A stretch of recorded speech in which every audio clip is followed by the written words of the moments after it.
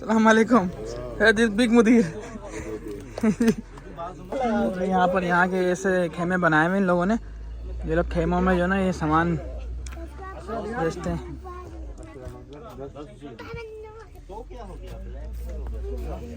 अस्सलाम वालेकुम। उम्मीद करता हूँ सब लोग खैरियत से होंगे। आप देख रहे हैं मेरा यूट्यूब चैनल। मेरा नाम है फैज़ान और हम आपको दिखाते हैं पहाड़। is the big mountain.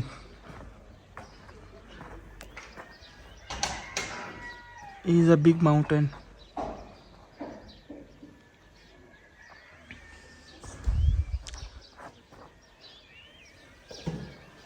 ये हम लोग निकल चुके हैं वादी राम के लिए आगे। छोटा ब्लॉग है। छोटा व्लॉग के लिए हम बनाना स्टार्ट कर रहे हैं।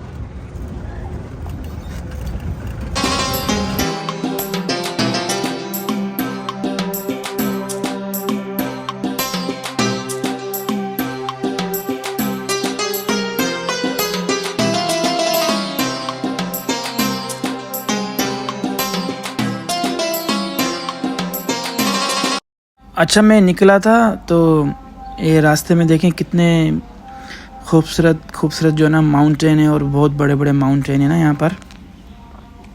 तो हम यहाँ 4 व्हीलर गाड़ी में जा रहे थे जो बस रेगिस्तान में ही चलती है और ये गाड़ी कहीं नहीं चलेगी 4 व्हीलर ना। देखें ये कितना प्यारा माउंटेन है। तो मैं सब व्यूज़ सबको दिखा रहा था कि इसका माउंटेन चेक करें। और ये इनकी जो मट्टी है ना, जो ज़मीन है, ये पूरी रेड कलर की। और ये माउंटेन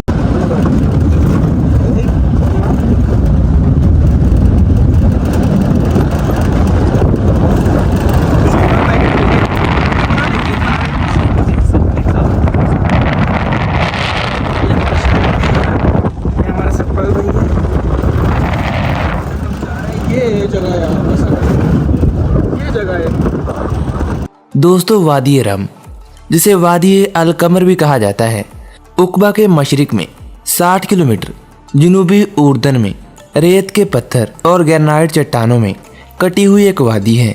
ये उर्दन की सबसे बड़ी वादी भी है। ख्याल किया जाता है कि वादी रम या वादी राम का नाम इरम के इब्तदाई नाम से पड़ा, जिसका जिक्र कुरान मजीद में गुमशुदा शहर के तौर पर किया गया है।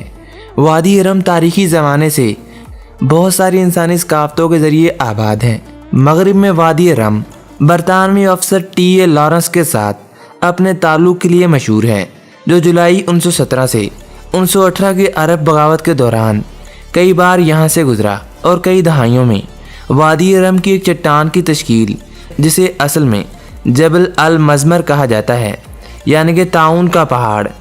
इसका नाम लॉरेंस की किताब में हिकमत के 7 सतूनों पर रखा गया और लॉरेंस की किताब जंग के बाद लिखी गई थी। हालांकि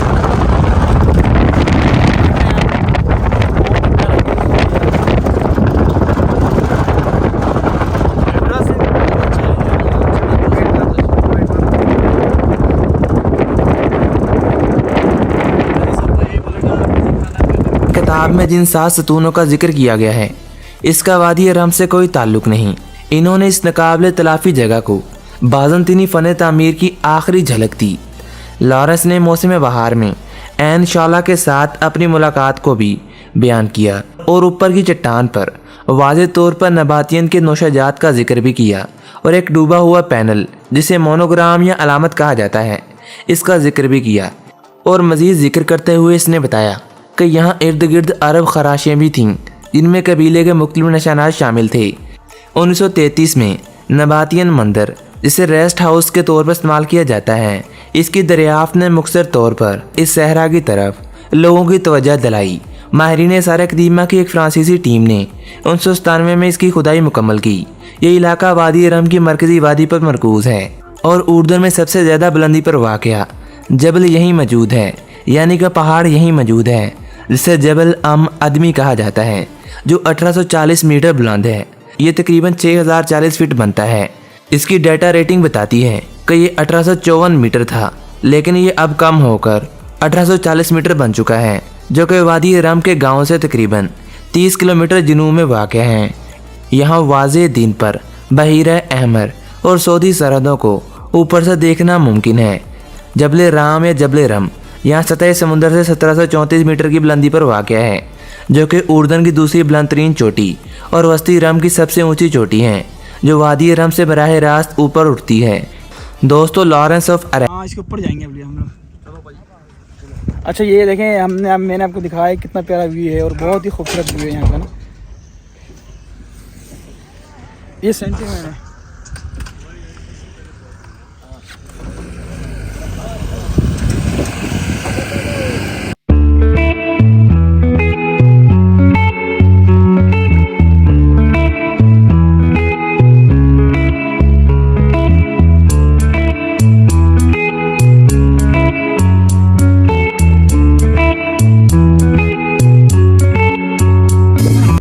तो आपको वादी राम का व्यू दिखाता हूँ मैं। बहुत ही खूबसूरत व्यू है यहाँ का।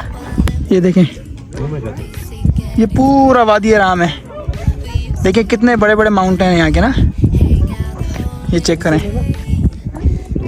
कितने प्यारे माउंटेन और बहुत बड़े बड़े माउंटेन हैं। ये हिस्ट्री एक है वादी राम जो ना, एक बहुत बड़ी हिस्ट्री है। ये देखें आप, ये देखो कितना बड़ा, सबसे बड़ा माउंटेन ये है यहाँ पर ना। ये यहाँ पर है सबसे बड़ा माउंटेन। तो मुझे तो खैर बहुत पसंद है ये जगह। मैं इधर पहली दफ़ा आया हूँ इस जगह पे और बहुत ही खूबसूरत जगह ये ना यहाँ की, और बहुत फेमस जगह है। सब जो ना यहाँ पर अंग्रेज़ जो है ना फॉरेनर ज़्यादा यहाँ पर आते हैं। ये देखिए, वो देखें, हम लोग बहुत ज़्यादा ऊपर हैं अभी। मैं बहुत ज़्यादा ऊपर आया हूँ। ये देखें जगह, ये पूरा रेगिस्तान है और रेगिस्तान में बड़े बड़े पहाड़ हैं यहाँ पर। ये पूरा रेगिस्तान। ये देखिए फॉरेनर आ रहे हैं नीचे, ये अंग्रेज़ जो है ना ये लोग हैं। और मैं यहाँ पर जी, ये देखें कितना प्यारा व्यू है।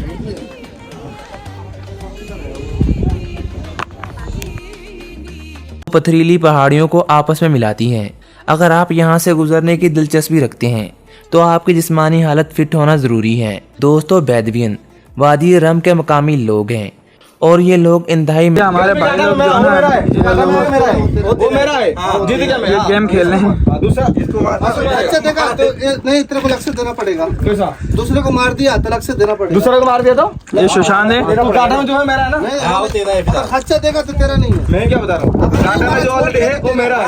मैं तुझे टारगेट किया, उसको नहीं मारा, दूसरा लगा तो मैं देगा नहीं निशान, लेकिन जो काटा में वो मेरा है। ये वादी राम में आगे देखो, पहाड़ों पे ही खेल रहे हैं, गेम खेल रहे हैं। इनके काम देखो।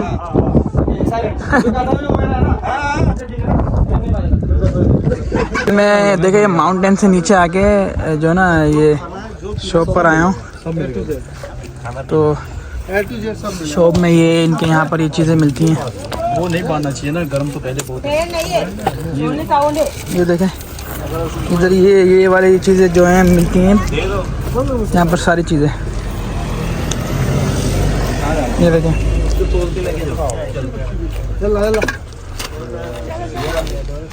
ये जोड़ानी बाबा, सलाम अलैकुम। दिस बिग मुदीर।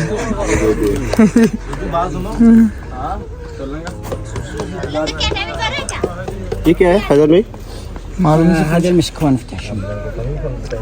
ये जोड़ानी बताएगा क्या है ये हमको क्या मालूम नहीं। हाँ, अतर हो गया, अतर ही है। अतर है। यहाँ पर यहाँ के ऐसे खेमे बनाए हुए इन लोगों ने। ये लोग खेमों में जो ना ये सामान बेचते हैं।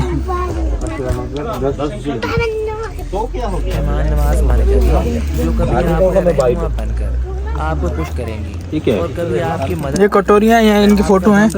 ये यहाँ के, मैं यहाँ पर जो भी आता है ये चीज़ें लेता है। देखो जॉर्डन, ये भी इधर ही होगा ना, इधर। ये फोटो में ऐसा है, ये ऐसा ही। अरे रही ये है, ये फोटो देखने इधर कभी गए नहीं है। एक क्रिस पिक्चर इसी पे तो बनी है लो। साइट्स और गाड़ियों के दौरे भी इन्हीं की जिम्मेदारी होती है। इसके अलावा रोजी रोटी के लिए मुकम्मल तौर पर ये सियाहत पर इंहसार करती हैं। यहाँ दीगर कबाइलों में सवेलियन, ओमरान, गैडमियन और डैबोर कबाइल शामिल हैं। ये मुख्तलिफ देहातों में रहते हैं, जिनका इंहसार बुनियादी तौर पर मवेशियों की परवरिश और जुज़वी तौर पर सियाहत पर होता है। अगरचे ज़्यादातर मकामी बदू देहाती बन चुके हैं, लेकिन ये अब भी दूध, गोश्त और दही की एक किस्म जमीत के लिए बकरियों को रेवड़ पालते हैं। दोस्तों, वादी रम में बहुत कम दरख्त पाए जाते हैं। इस सहरा की सैर करने वाले लोग आमतौर पर बहुत कम जानवर देख सकते हैं। इसकी हकीकी वजह यहाँ पर बहुत ज़्यादा दिन में गर्मी का होना है। यही वजह है कि जानवर रात में शिकार के लिए निकलते हैं। दोस्तों, प्रागैतिहासिक ज़माने से लोग वादी रम को घर कहते हैं। ये एक ज़माने में नबातियों की तरफ से आबाद था, जिन्होंने मंदिरों, नुशाजात और चट्टान के नक्शों की शक्ल में अपना निशान छोड़ा। और खजाली वादी नबातात एंजिंग के लिए मशहूर है, जिसमें इंसानों और जानवरों की नुमाइश होती है। दो सतूनों के आद के नाम से 2 कौमें गुजरी हैं, एक आदे कदीमा या फिर आदे इरम। ये आद बिन औज बिन इरम बिन साम और बिन नूह की औलादों में से थे। इनके दादा की तरफ मंसूब करके इन्हें आदे इरम कहा जाता है। अपने शहर का नाम भी इन्होंने अपने दादा के नाम पर रखा था और इनका वतन अदन से मुस्सिल था। इनकी तरफ हज़रत ऊद अलैहिस्सलाम मबूस किए गए और इनकी रहाइश आकाफ के इलाके में थी। आकाफ में बसने वाली इस कौम ने बहुत तरक्की की और अल्लाह ने इस कौम को गैर मामूली कदो-कामत और क़ुव्वत अता फरमाई थी। इनमें हर शख्स का कद कम से कम 12 गज़ का होता था। ताकत का ये हाल था कि बड़े बड़े पत्थर, जिसको कई आदमी मिलकर भी नहीं उठा सकते थे, इनका एक आदमी एक हाथ से उठाकर फेंक देता था। ये लोग ताकत और क़ुव्वत के बलबूते पर पूरे यमन पर काबिज हो गए। इस कौम के 2 बादशाह ख़ास तौर पर इनमें बहुत जाहो जलाल वाले हुए। वो दोनों भाई थे। एक का नाम शदीद था, जो बड़ा था। इनकी तरफ हज़रत ऊद अलैहिस्सलाम मबूस किए गए और इनकी रहाइश आकाफ के इलाके में थी। आकाफ में बसने वाली इस कौम ने बहुत तरक्की की और अल्लाह ने इस कौम को गैर मामूली कदो-कामत और क़ुव्वत अता फरमाई थी। इनमें हर शख्स का कद कम से कम 12 गज़ का होता था। ताकत का ये हाल था कि बड़े बड़े पत्थर, जिसको कई आदमी मिलकर भी नहीं उठा सकते थे, इनका एक आदमी एक हाथ से उठाकर फेंक देता था। ये लोग ताकत और क़ुव्वत के बलबूते पर पूरे यमन पर काबिज हो गए।